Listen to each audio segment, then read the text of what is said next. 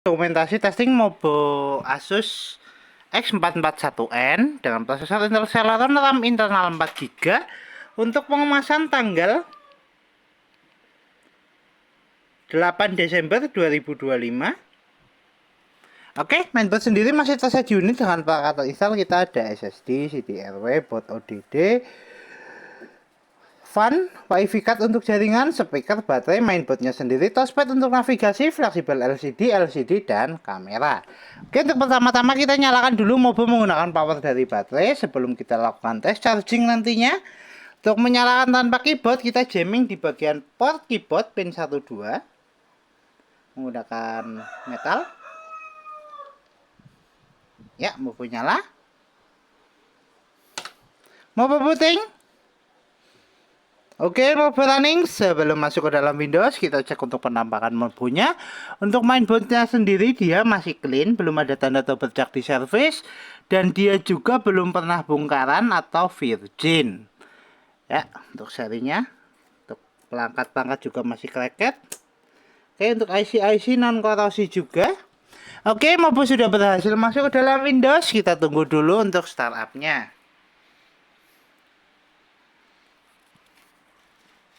Fungsional fan berfungsi, fan sudah berputar.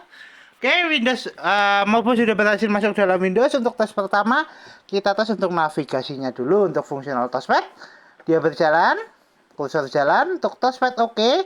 Kemudian kita cek untuk fungsional kelistrikan dari baterai. Kita cek untuk persentase baterai. Baterai di 34%. Kita coba untuk lakukan tes charging. Kita colokkan cas. Ya, indikator cas nyala. Notifikasi cas masuk, kita tutup dulu, nanti kita cek di akhir video adakah penambahan untuk pengecasan. Kemudian kita cek untuk spesifikasi. Untuk spesifikasi kita buka lewat DXDIA. Oke, untuk spesifikasi sistem manufaktur Asus dengan sistem model X441NA dengan prosesor Intel Celeron, CPU N3350, memori terinstall 4 GB DDR3L onboard, dan display adaptornya ada Intel HD Graphics 500. Center input ada speaker, 2 Realtek High Definition Audio SSD, dan pattern input ada mouse, keyboard, dan Asus Wireless Audio Control. Oke, untuk spesifikasi cukup, kita tutup, kita cek. Untuk fungsional display adapter dengan buka display setting, kita coba untuk atur brightness.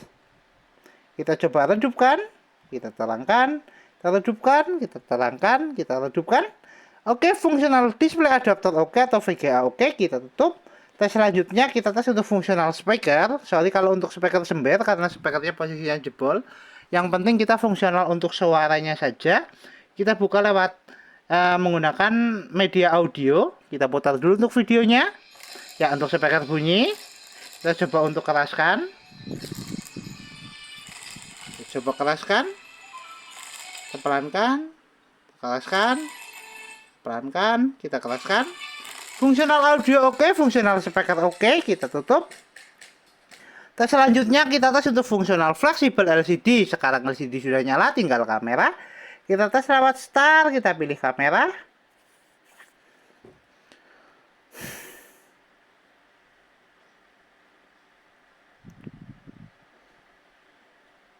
Kita tunggu untuk indikator kamera nyala.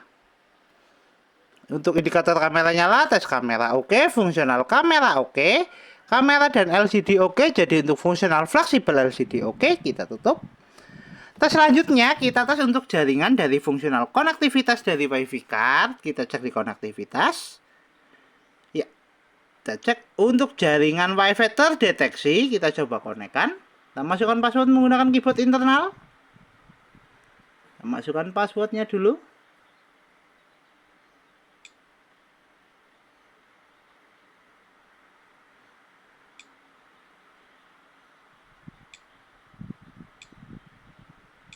Oke, kita coba enter. Kita cek di konektivitas untuk bar wifi-nya. Ya, bar wifi sudah berubah dan untuk jaringan sudah terkoneksi. Fungsional wifi card oke. Untuk konektivitas kita tutup. Kita coba untuk tes browsing menggunakan aplikasi Google Chrome. Oke, kita searching YouTube. Ya, tes jaringan oke, tes browsing oke.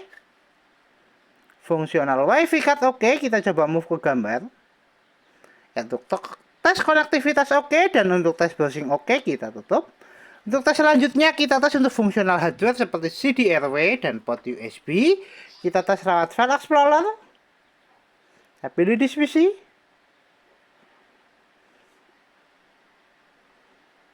Oke, untuk CD/RW terdeteksi. Kita coba eject lewat File Explorer. Ya, untuk CD/RW keluar. Fungsional jailboot ODD oke, SSD dan CD/RW oke, kita tutup. Tes selanjutnya kita tes untuk port USB. Untuk tes port USB kita testing menggunakan harddisk eksternal. Kita siapkan dulu. Oke, untuk harddisk eksternal kita tes di port USB 1.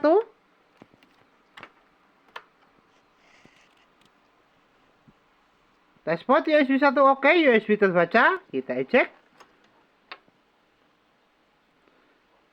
Kemudian kita tes untuk port USB kedua, kita tunggu close semua dulu. Oke, kita tes di port USB kedua.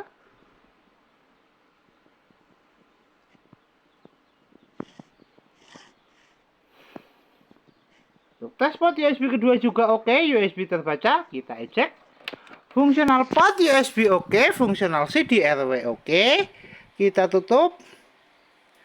Kita kembali lagi untuk tes dari kelistrikan. Kita cek untuk persentase baterai, adakah penambahan untuk tes pengecasan.